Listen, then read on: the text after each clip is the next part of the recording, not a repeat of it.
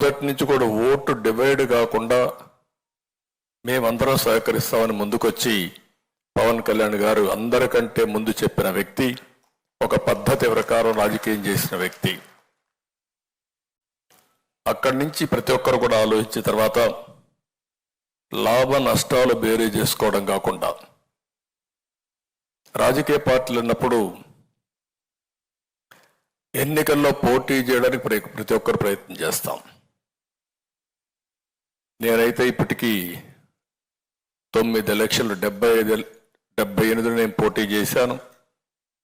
తర్వాత 83 నుంచి రాష్ట్ర స్థాయిలో రాజకీయాలన్నీ కూడా 84 ఆగస్టు క్రైసిస్ నుంచి నేనే అభ్యర్థుల ఎంపిక కానీ ఎన్నికలు నిర్వహించడం కానీ అక్కడి నుంచి కూడా చేశాం. ప్రతి ఒక్క ఎన్నికల్లో పొత్తులు పెట్టుకున్నాం, అవసరమైనప్పుడు పొత్తులు లేకుండా పోటీ చేశాం. అయితే ఎక్కడికక్కడ అప్పటికుండే పరిస్థితులకు అనుగుణంగా మనం ముందుకు పోయే పరిస్థితికి వచ్చాం.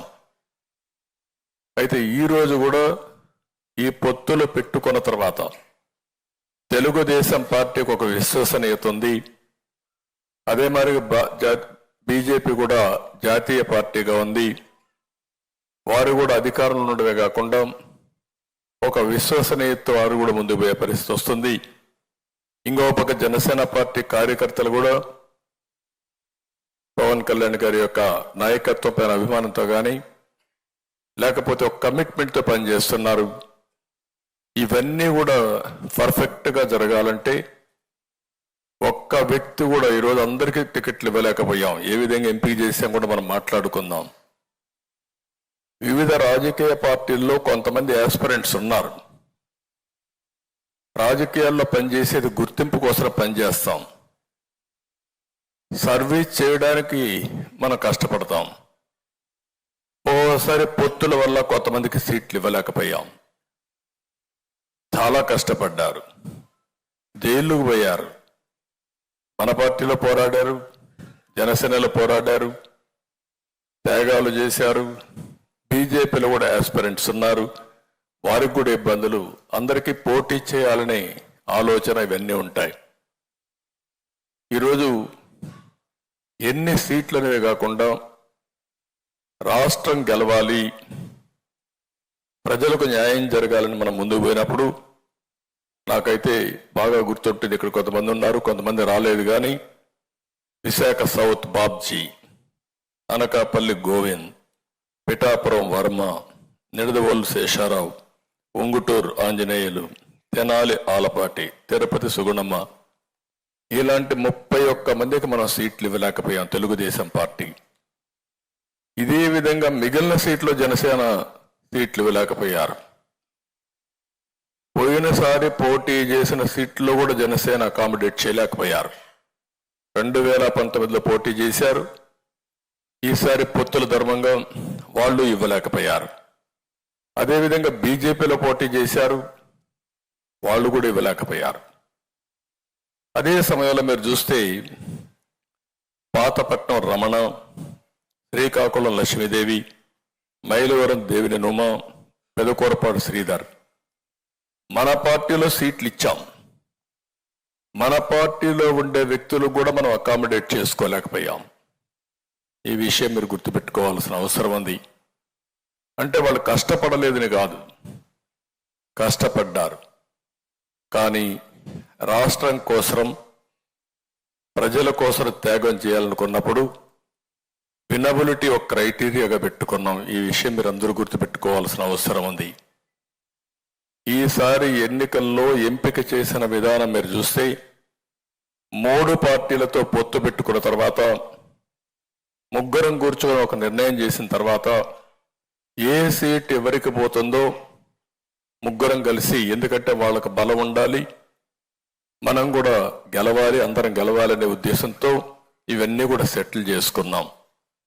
చాలా ఎలాబొరేట్గా అవర్స్ టుగెదర్ కూర్చున్నాం. స్లీప్లెస్ నైట్స్ కూడా, ఒకసారి రాత్రి అంతా కూడా వర్క్ చేసిన రోజులు ఉన్నాయి. పొత్తులైనాయి. పొత్తులైన తర్వాత మన క్యాండిడేట్స్ గురించి మళ్ళీ వాళ్ళు ఎక్సర్సైజ్ చేస్తున్నారు, నేను కూడా ఎక్సర్సైజ్ చేస్తున్నాను. ఇంకా కొంత ఉంటాయి కూడా చేస్తున్నాం. పొత్తులైన తర్వాత నేను ఆలోచించిన విధానం మీరు చూసి ఈసారి 3 పార్టీలు కూడా ఆలోచన ఒకటే, వినబిలిటీ. పెట్టిన అభ్యర్థి గెలవాలి. ప్రజలు ఓటేయాలనుకున్నా ఓటేయించుకునే శక్తి, సమర్థవంతంగా ధీటుగా పోరాడే వ్యక్తి మనం పెట్టుకోవాల్సిన అవసరం ఉంది. ఎప్పుడు కూడా రాజకీయాల్లో అభ్యర్థుల ఎంపిక చాలా కీలకం. ఒకవేళ కానీ అభ్యర్థుల ఎంపికలో తప్పు చేస్తే మనం కొన్ని సీట్లు పోగొట్టుకునే పరిస్థితికి వస్తాం. ఆ యాంగిల్లో ఆలోచించినప్పుడు నేను చాలా ఎక్సర్సైజ్ చేశాం. ఈరోజు ఎప్పుడైతే ఎన్డీఏతో మనం పొత్తు పెట్టుకున్నామో, భాగస్వాములు అయ్యామో, అప్పుడు మీరు చూస్తే లోకసత్తా లాంటి పార్టీ కూడా మనకు సహకరించే పరిస్థితికి వచ్చారు. ఒకప్పుడు రాజకీయాల్లో బాగా ఎఫెక్టివ్గా పోటీ చేసిన వ్యక్తులు ఈరోజు స్వచ్ఛందంగా ముందుకొచ్చి ఎన్డీఏ రావాలి, ఈ రాష్ట్రంలో న్యాయం జరగాలని ముందుకొచ్చే పరిస్థితికి వచ్చారు. 3 రాజకీయ పార్టీలు కూడా అవస్థపడుతున్నాం. Social re-engineering.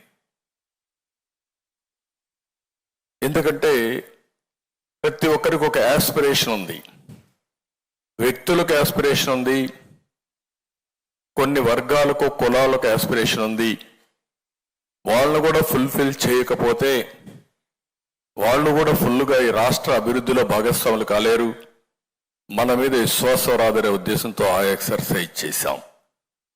ఆ ఎక్సర్సైజ్ చేసినప్పుడు తెలుగుదేశం పార్టీ బీసీలు కానీ ఇంకా మిగిలిన వర్గాలు ఏవైతే ఉన్నాయో అవన్నీ కూడా అధ్యయనం చేసుకొని తగిన ప్రాతినిధ్యం ఇవ్వడానికి అన్ని విధాల ప్రయత్నం చేశాం. ఇంకొక పక్కన మీరు ఒకసారి ఆలోచిస్తే కొత్తగా రాజకీయాల్లో పొలిటికల్ రీఇంజనీరింగ్ కూడా చేయాల్సి వస్తా ఉంది. నేను కొత్త వర్డ్ వాడుతున్నా. పొలిటికల్ రీఇంజనీరింగ్ వచ్చినప్పుడు సమర్థవంతమైన వ్యక్తుల్ని ఎక్కడికక్కడ ఎంపిక చేయకపోతే, ప్రజల ఆమోదం లేకుండా ఉంటే, ఒక్కొక్కసారి ఒక 5-10 సీట్లు కానీ వీక్ క్యాండిడేట్లు ఉన్నారు అనే పరిస్థితి వస్తాయి. మిగిలిన సీట్లు కూడా వీక్ అయ్యే పరిస్థితి వస్తుంది. గెలుస్తున్నారు అనేది వస్తే ఆటోమేటిక్గా ఇంకొక 5-10 సీట్లు ఎక్కువ గెలిచే పరిస్థితి వస్తుంది. అందుకని ఈరోజు రాజకీయ పార్టీల్లో కూడా మేము ఆలోచించింది, మంచి వ్యక్తులు ఉన్నప్పుడు, సేవాభావంతో ముందుకు వచ్చినప్పుడు వాళ్ళని ఐడెంటిఫై చేయాలనే ఎక్సర్సైజ్ కూడా చేశాం. ఈరోజు ఒక్క విషయం మనం గుర్తుపెట్టుకోవాల్సిన అవసరం ఉంది రాజకీయాల్లో. నేను 75 నుంచి చూశాను, 83, 85, 89 మేమైతే అన్ని విధాల ప్రయత్నం చేసి ఈ యొక్క సోషల్ రీఇంజనీరింగ్ కోసం ఎతికి ఎక్కడ సమర్థులు ఉన్నారో వాళ్ళని వెలికి తీసుకొచ్చి సీట్లు ఇచ్చి గెలిపించుకున్న సందర్భాలు. అక్కడి నుంచి ఈరోజు మీరు ఒకసారి చూస్తే విభిన్న వర్గాల్లో ఒక ప్రత్యేకమైనటువంటి ఆలోచన ధోరణి వచ్చింది. ఆ ఆలోచన ధోరణి రాజకీయాల ద్వారా ప్రజలకు సేవ చేయాలి అనే ఆలోచన. ఓసారి జీవితంలో డబ్బులు సంపాదిస్తారు,